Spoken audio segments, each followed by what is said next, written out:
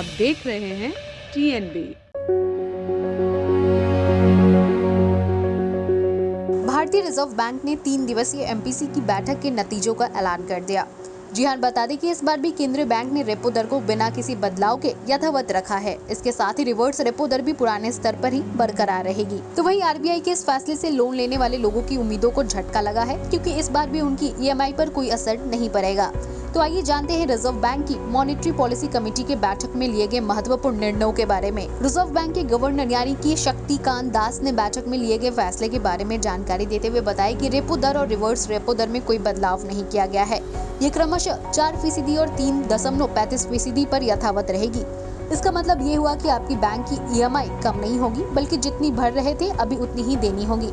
यहाँ बता दें कि रेपो रेट में कटौती के बाद बैंकों पर ब्याज दर कम करने का दबाव होता है। जब बैंक ब्याज दर में कटौती करते हैं तो EMI भी घट जाती है। अब आप सभी के दिमाग में ये चल रहा होगा कि रेपो और रिवर्स रेपो क्या है, तो आइए बताते हैं। दरअसल रेपो रेट वह होती है जिस पर रिजर्व बैंक द्वारा बैंकों को कर्ज मुहैया कराया जाता है, जो कर्ज RBI बैंकों को देती है।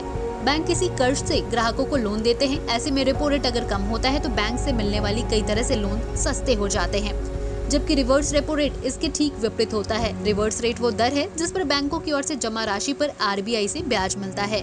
रिवर्स रेपो रेट के जरिए बाजारों में लिक्विडिटी यानी कि नकदी को नियंत्रित किया जाता है। रिपोर्ट की माने तो महंगाई अभी और सताएगी। बैठक में महंगाई की चर्चा का भी एक प्रमुख विषय रहा। यही कारण है कि केंद्रीय बैंक ने महंगाई के अनुमान को बढ़ा दिया है। गवर्नर शक्तिकांत दास ने कहा कि वित्त वर्ष 2022 से 2023 में महंगाई का औसत अनुमान 5.7% रखा गया है। इससे पहले RBI ने महंगाई का अनुमान 4.5% के स्तर पर रखा था। इसके साथ ही रिजर्व बैंक ऑफ इंडिया के गवर्नर ने कहा कि देश में महंगाई बढ़ रही है और ग्रोथ रेट कम हो रहा है। ऐसे में हमारे सामने दोहरी चुनौती खड़ी है। इसके साथ ही उन्होंने 7.2% GDP ग्रोथ का अनुमान भी लगाया। जी हाँ, शक्तिकांत दास ने कहा कि सप्लाई चेन प्रभावित होने के कारण वैश्विक बाजार भारी दबाव में है। यही कारण है कि केंद्रीय बैंक ने वित्त वर्ष 2022 से 2023 के लिए अपने GDP ग्रोथ के अनुमान को घटा दिया है। गवर्नर ने यह भी बताया कि ग्रोथ के अनुमान को घटाकर 7.2% किया जा रहा है। पहले अनुमान 7.8% जताया गया था। तो वहीं RBI के अनुसार वित्त वर्ष की पहली तिमाही में ग्रोथ अनुमान 16.2%, दूसरी तिमाही में 6.2% और तीसरी तिमाही में 4.1%, जबकि चौथी तिमाही में 4% रखा गया है। इसके साथ ही बताते चले कि RBI की यह 3 दिवसीय बैठक 6 अप्रैल को शुरू हुई थी और 8 अप्रैल को इसके नतीजे घोषित किए गए। इस दौरान कमेटी के सदस्यों ने रेपो रेट और रिवर्स रेट के साथ ही साथ रूस यूक्रेन के बीच जारी युद्ध से उपजे हालातों पर भी गहन चर्चा की।